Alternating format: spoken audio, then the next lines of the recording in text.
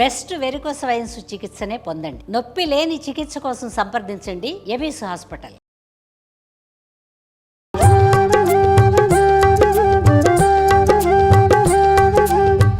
TV ప్రేక్షకులకు నమస్కారం. కార్తీక మాసం కదా అండి, మనం ఎంతో మంది మనలో చాలా మంది శివాలయాలకు వెళ్ళి దర్శనం చేసుకోవాలి అనుకుంటారు. అందులో చాలా మంది సెర్చ్ చేస్తూ ఉంటారు ప్రత్యేకమైన శివాలయాల గురించి. అందులో భాగంగానే నేను ఈరోజు వచ్చేసాను జియాగూడ పురాణాపూల్లో ఉన్న శివాలా ఘాట్కి. అతి పురాతనమైన ప్రాచీనమైన కట్టడం అండి. ఈ గుడికి 350 ఏళ్ల చరిత్ర కలదు అండి. ఎస్, మనకి వారణాసిలో శివాలా ఘాట్ ఏ విధంగా మనకి ప్రత్యేకమైందో, చాలా పవిత్రమైన పుణ్యక్షేత్రంగా భావిస్తామో, పురాణాపూల్లో ఉన్న శివాలా ఘాట్కు కూడా అంతే ప్రత్యేకమైన పర్వదినాల్లో పూజలు కానీ భక్తులు కూడా చాలా విశ్వసిస్తూ ఉంటారండి ఈ శివాలా ఘాట్ని. కార్తీక మాసంలో ఎలాంటి పూజలు చేస్తారు, ఇక్కడ శివుడు ఏ రూపంలో మనందరికీ కూడా దర్శనమిస్తారు, ఆ వివరాలన్నీ కూడా తెలుసుకోవాలంటే మీరంతా కూడా ఒక్కసారి నాతో పాటు గుడిలోకి వచ్చేసేయండి. వెళ్దామా? సాంబ సదా శివ శంభో శంకర శివలీలలు అతి మధురం, హర హర అంటూ వింటే చాలు ముక్తికి అది సోపానం. సాంబ సదా శివ శంభో శంకర శివలీలలు అతి మధురం, హర హర అంటూ వింటే చాలు ముక్తికి అది సోపానం. హర ఓం నమః శివాయ, హర ఓం నమః శివాయ, హర ఓం నమః శివాయ, హర ఓం నమః శివాయ.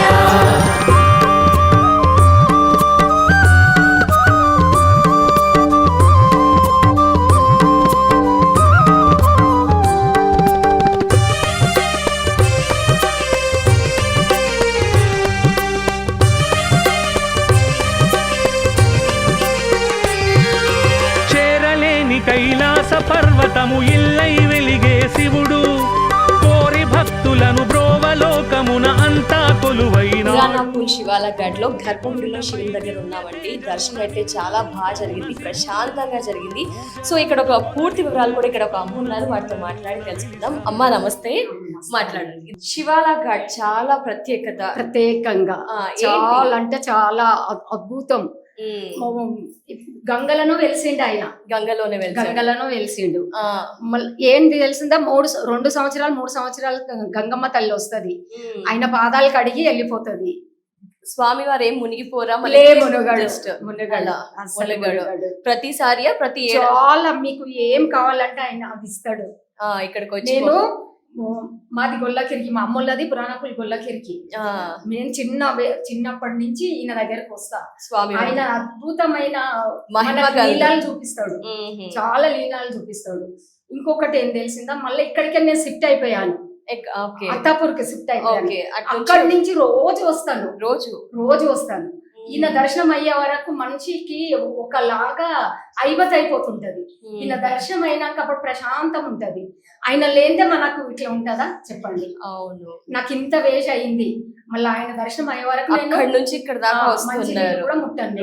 రోజు దర్శనం అయ్యే వరకు సాయంత్రం అయినా ఉండిపోతాడు, కూర్చొని ఉండిపోతా. శివలాగట్ట అంటే ఇప్పుడు కొండంత దేవుడు ఆయన. ఇంకొకటి ఏం తెలిసిందా, ఆయనకు నిద్ర ఆహారం ఉండదు. 24 గంటల్లో ఆయనది పూజ నడుస్తూనే ఉంటది, అభిషేకాలు, అర్చనలు. ఒక్కసారి ఆయన మన గురించి లోకాన్ని అంతా కాపాడుతుండు, నా కుటుంబాన్ని కాపాడుతాడు కదా, నా వాళ్ళని అందరినీ కాపాడుతాడనే నేను కష్టపడి వస్తాను. కానీ అట్లనే కాపాడుతుండు, నాకు ఇంత హామీ కలగనియాడు. చాలా అంటే చాలా సంతోషంగా ఉంటది. నేను ఎక్కడ ఉన్నా గానీ ఈయన దగ్గరికి ఫస్ట్ వస్తా. అవుట్ ఆఫ్ సిటీ పోతే మళ్ళీ రాను, వచ్చాక వచ్చినాక దర్శనం వేసుకుంటా. శివరాత్రి అప్పుడు కార్తీక మాసాల్లో ఇంకా అలా కూడా వస్తూ ఉంటారు. అట్లనే వస్తుంటాయి కూడా ఏమైనా ప్రత్యేక పూజలు? చాలా ప్రత్యేకంగా పూజలు ఉంటాయి. ఎన్ని సంవత్సరాలు మీరు శివునితో జర్నీ అమ్మ? నాకు 40 సంవత్సరాలు. 40 సంవత్సరాల నుంచి వస్తూనే ఉంటాను. అసలు మధ్యలో ఎన్ని రోజులు మిస్ అయి ఉంటాయి? దాదాపు ఎన్ని రోజులు ఇక పాపాలు వాళ్ళందరూ ఉన్నప్పుడు కొంచెం మిస్ అవుతారు, కానీ ప్రతిరోజు నిత్యం కూడా దర్శనం ఉంటుంది. అంటే నా పక్కనే ఉండి నడిపిస్తున్నట్లు అనిపిస్తుంది నాకు. చూసారు కదా అండి, చాలా అంటే చాలా అద్భుతము ఆయన శివలింగము. ఇంకొకటి ఏం తెలిసిందా, వాళ్ళ కుటుంబాన్ని వదులుకున్నాడు శివయ్య. ఒకసారి పార్వతీదేవి ఏమంటది, స్వామి నన్ను చేసుకొని నాకేం సుఖ పెట్టినావు అని ఏడ్చుకుంటూ అడుగుతాను. అడుగుతుంటే స్వామి ఏమంటాడు తెలుసా, దేవి నువ్వు కూర్చో పక్క కానీ కూర్చొని పెట్టుకొని ఇంకొకటి ఏమంటాడు తెలుసా, దేవి నీ సంతోషం చూస్తా, నీ నీళ్ళలో పడిపోతా నేను, లోకాన్ని అంతా ఎవరు చూస్తారు, లోకం మంచిగా ఉంటేనే మన పూజలు జరుగుతాయి అని శివయ్య అంటాడు. తప్పకుండా అప్పుడు ఆమె సంతోషించి నమస్కారం చేసి అప్పుడు అంటది ఏమని, సరే దేవా మనకు పూజలు ముఖ్యము, నా తప్పయిందని క్షమాపణ కోరి వెళ్తుంది. థ్యాంక్ యూ సో మచ్ మాట్లాడినందుకు. Thank you so much.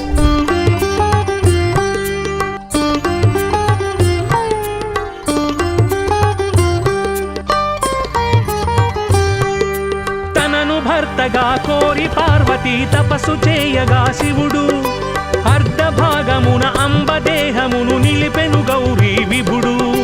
సృష్టి తత్వమును సృష్టి రూపమును తెలియజేయగా శివుడు లాస్య తాండవము మేళవింపుతో. చూసారు కదా అండి, ప్రస్తుతం నేను పురాణాపుల్ శివాలా ఘాట్ గర్భాలయానికి చాలా దగ్గరలో ఉన్నాను. జస్ట్ గుడి మనకి కుడి వైపు ఉంది, నా ఎడం వైపున మనకి మూసీ నది అండి.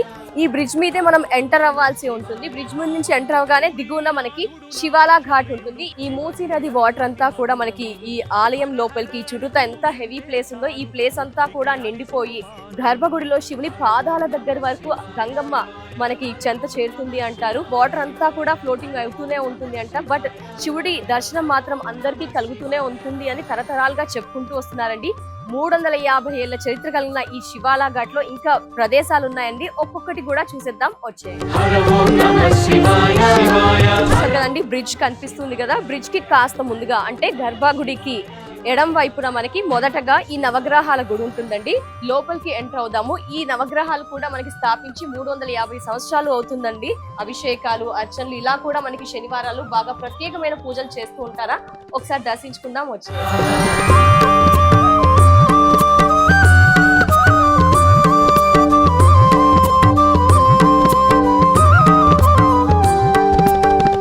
కదా అండి, ఇది కూడా పాత కట్టడం. మనకి ఎన్నో ఏళ్ల చరిత్ర కలిగిన నవగ్రహాల ఆరాధన ప్రతి ఒక్కరు కూడా శనివారం పూట ఎక్కువగా ఆరాధిస్తూ ఉంటారు. నువ్వుల నూనె అలాగే తైలాభిషేకాలు ఎక్కువగా జరుగుతుంటాయి. ప్రత్యేక దినాల్లో కూడా ఎక్కువగా భక్తి శ్రద్ధలతో పూజలు చేస్తూ ఉంటారండి. సో శనివారం అయితే ఇంకాస్త ఎక్కువగా ఉంటుంది. ఈ నవగ్రహ ఆరాధన నవగ్రహాల పూజల తర్వాత నెక్స్ట్ వచ్చేసి స్వామివారిని దర్శించుకోవడానికి అటు వెళ్తారు. బట్ మనం ఒకసారి ఏం చేద్దామంటే దీనికి ఎగ్జాక్ట్ బ్యాక్ సైడ్ ఆపోజిట్ లో చాలా ఇయర్స్ గా ఒక రావి చెట్టు ఉందండి. ఆ చెట్టు కూడా చాలా ఏళ్ల క్రిందట అంటే ఒకసారి చూద్దామా, దర్శించుకుందాం వచ్చి.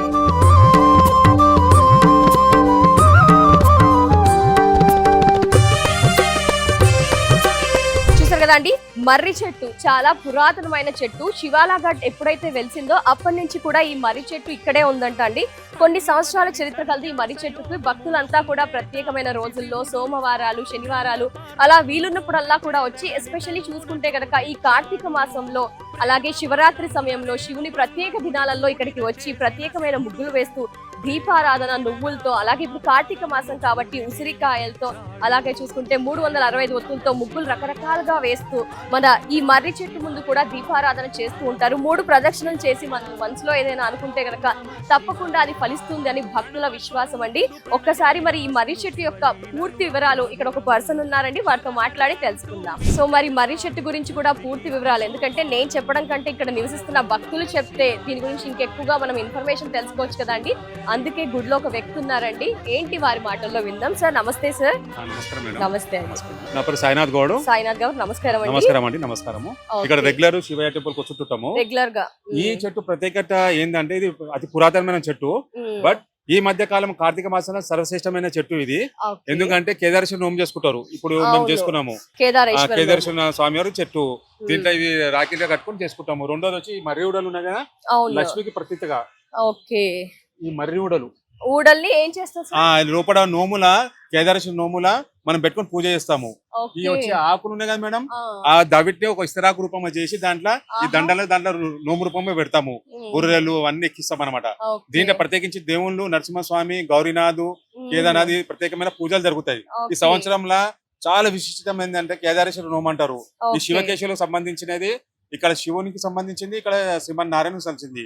ఇది చాలా మోస్ట్ పవర్ఫుల్. ఇది ఎంతో తక్కువ మంది పూజ చేస్తున్నారు. ఈ అనతి కాలంలో ఇప్పుడు దీన్ని చాలా ప్రాచుర్యంలోకి వచ్చింది. చాలా పెద్ద ఎత్తున జరుగుతున్నాయి ఈ పూజలు. ఓకే, సో మీరు ఏ రోజు వస్తారు సార్ జనరల్ గా రోజు వస్తారు, అట్లా అని ఏముండదు, రెగ్యులర్ గా వస్తూనే ఉంటాం స్వామి సన్నిధి కానికి. ఇది చాలా అతి ప్రాచీనమైన గుడి ఇది. ఇక్కడ వరదలు వచ్చినా చేసిన నిండిపోతే అదంతా అదే క్యూర్ అయిపోతుంటది. దీంట్లో ప్రత్యేకించి శివుని కూడా ఏముందంటే బ్రహ్మసూత్రం ఉంది. స్వామివారి బ్రహ్మసూత్రం ఉంది. దీనికి వచ్చేసి ప్రత్యేకించి అర్ధరాత్రి ఒక ఆరతి అవుతుంది. ఆరతి టైంలో మనం అందరం ఉండాలి. ఏదైతే మన మనసులో కోరుకున్నాన్ని 100% అయితే. అందులో నేను కూడా ఒక భక్తుని. ఇది అరుదు, చాలా తక్కువ గుళ్ళాలు ఉంటది. 100 గుళ్ళు శివ గుడికి అభిషేకం చేసే బదులు ఒక బ్రహ్మసూత్రం ఉన్న గుడికి అభిషేకం చేస్తే చాలా బ్రహ్మాండమైన విశిష్టమైన కోరికలు తీరుతాయి. ఇప్పుడు రెగ్యులర్ గా మనం పొద్దున చేసే పూజా విధానాలు వేరే ఉంటది. శివయ్యకి సంబంధించిన ప్రదోష కాలం చేసే దానికి 100 రెట్ల ప్రతిఫలం ఉంటది. ఇంకా ప్రత్యేకించేది ఎందుకు గుర్తుందా, స్వామివారి సన్నిధానం ఇట్లా ముంగడు ఉంది, వెనక మసాన్ ఘాట్ ఉంది, బొందల ఘాట్ ఉంది. చాలా మోస్ట్ అదే, ఎందుకంటే కాశీని తలపించే విధంగా ఉంది. అప్పట్లో అక్కడ చిదాభస్మం చేస్తుండే అప్పట్లో. ఇప్పుడు కొద్దిగా కనుమరుగైపోయింది. అప్పటి బ్రహ్మముహూర్తంలో స్వామివారికి అభిషేకం చేస్తుండే. Same as it is Kashi తర చేస్తుంటారు అనమాట. కాశీ విశ్వేశ్వరుడు ఎట్లుందో అతి ప్రాచీనమైన గుడి ఇది కూడా.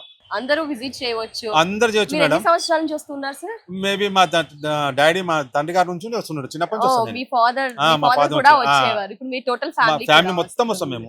Thank you so much sir. నమస్తే సార్. కదండి, బ్రిడ్జ్ మీద నుంచి కాస్త ముందుకు రాగానే స్టెప్స్ దిగగానే మనకి ఈ కుడి వైపున, మన దిగే కుడి వైపున మనకి 7 పడగల శివుడు మనకి దర్శనం ఇస్తాడు. చాలా ఆకర్షణీయంగా ఉన్నారండి స్వామివారు. ఎదురుగుండానే మనకి నంది కూడా మనకి శివుణ్ణి చూస్తున్నట్టుగా ఉంటుంది.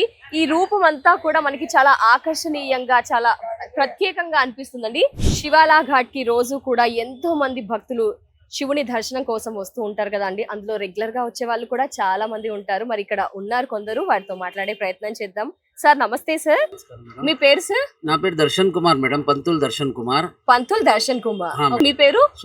సుదేష్ గారు. నమస్కారం అండి. మరి శివాలా ఘాట్ కి మీకు ఉన్న సంబంధం ఏంటి? ఎన్ని సంవత్సరాల నుంచి వస్తున్నారు? ఎక్కడి నుంచి వచ్చారు? మొదటగా ఇక్కడే ఉంటారా? జియాగూడ. చిన్నప్పటి నుంచి వస్తాం.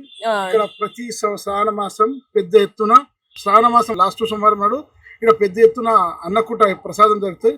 దాదాపు 8 నుంచి 10,000 మంది భోజనం చేస్తారు. పొద్దున్న నుంచి స్టార్ట్ అవుతాయి. శివుడికి కూడా మనకి ఇక్కడ అవుతుంది. దాదాపు శ్రావణ మాసంలో 10,000 మంది దాకా భోజనం చేస్తే శ్రావణ సోమవారం లాస్ట్ చాలా ప్రోగ్రామ్స్ ఉంటాయి. ప్రతి సోమవారం ఇక్కడ అన్నదానం కూడా జరుగుతూ ఉంటది. ఈ మధ్యనే ఇక్కడ వారం వచ్చి కొద్దిగా ఈ మొత్తం కొట్టుకుపోయింది. ఇక్కడ శివలగట్టు కొద్దిగా డ్యామేజ్ అయింది. దాదాపు ఇక్కడ దాదాపు 15 ఫీట్ల వరకు నీళ్ళు వచ్చినాయి. గుడికి అయితే ఇంకా వరకు ఇన్ని రోజుల నుంచి మా చిన్నప్పటి నుంచి అయితే 30 ఫీట్లు చూస్తున్నాము. చిన్నప్పటి నుంచి కూడా గుడి మొత్తంకి వచ్చింది, కానీ గుడికి ఇంతవరకు చెక్కు చెదు ఎట్లుంది అక్కడ కటకాలు ఇక్కడ చాలా పవిత్రం ఉంది. ప్రతి సోమవారం ఇక్కడ దాదాపు 2,000 జనాలు వస్తారు. సోమవారం రాత్రి 12 గంటలకు ఆరతి అవుతారు. లాస్ట్ హారతి 2 గంటలకు కూడా ఏదో జరుగుతుంది. అది అభిషేకం. 2 గంటలకి సండే నైట్ లా మార్నింగ్ సుమారు ఉంటుంది కదా, అది 4 o'clock అవుతుంది. 4 o'clock స్టార్ట్ అయ్యి 4 o'clock వరకు అది అభిషేకం. ఎక్కడ హైదరాబాద్ లో అసలు ఆ టైంలో జరగదు, ఇక్కడే జరుగుతుంది. నిజమా? ఓకే. నేను విన్నది ఏంటి అంటే ఇక్కడ ఛత్రపతి శివాజీ గారు వచ్చారు అని అన్నారు. విన్నాం మేడం, ఇది విన్నారు అంటే పెద్దవాళ్ళు చెప్తున్నారు. ఇక్కడ శివాజీ యుద్ధం చేసేటప్పుడు ఇక రన్నింగ్ లో ఇక్కడ వచ్చి దర్శనం చేసి వెళ్ళారని గుర్తుంది అంతే. మీ పెద్దవాళ్ళు మా పెద్దవాళ్ళు చెప్తున్నారు. మీ పెద్దవాళ్ళకి ఇంకొకటి మేడం, చాలా ఇది పవిత్రం ఉంది ఇక్కడ ఈ గుడికి. ముస్కుందా నది అని చెప్తున్నారు. ముస్కుందా నది అంటారట. ఈ అస్థికలు ఎవరైతే కలుపుతారు కదా ఇక్కడ, ఇక్కడ రాళ్ళు అవుతాయి. ఈడొక్కడి సంఘం ఒకటి ఈ ముచ్చుకుంద నదిలో మొత్తం పేరు గాంచిన మహాత్మా గాంధీ యొక్క అస్థికలు కూడా ఇక్కడే తెచ్చి కలిపారు. మహాత్మా గాంధీ అది ఎందుకంటే బాపు ఘాట్ లో ఉంది. అది ఇక్కడనే మన ఇది ముచ్చుకుంద నది, అది కూడా అది లంగరోజ్ లో ఉంది. అక్కడ నుంచి పారుతా ఉంటది ఈ నది. ఛత్రపతి శివాజీ గారు వచ్చినట్టు మీ పెద్దవాళ్ళు చెప్పారు. అలాగే ఇప్పటికీ వస్తుంటారు ఇక్కడికి అస్థికలు కలపడానికి చాలా మంది. ఒక నమ్మకం ఉంది, ఇక్కడ అస్థికలు వేస్తే రాళ్ళు అవుతాయని. అది 100% పక్కా మేడం. ఎట్లా అంటే మేము చూసినాం, అది సగం అస్థిక సగం రాయి, అట్లా మేము చూసినాం. అది ఇక్కడ మీరు లైవ్ లో చూసారండి? మేము చూసినాం. అది ఇప్పుడు కాదు, ఒక 10 సంవత్సరాల ముందు చూసినాము. అప్పుడు చాలా ఇది పారుతుండే, ఇంకా వాటర్ ఫ్లోటింగ్ ఎక్కువ ఉంటుండే. ఎందుకంటే ఇది మొన్న వర్షాలు వచ్చినప్పుడు ఇది చాలా ఇదైంది. దీనికి ఈ హైట్ పోయింది మనం. ఎన్ని రోజులు టైం పడుతుంది సార్ మళ్ళీ అప్పుడు ఇదంతా కవర్ అవడానికి?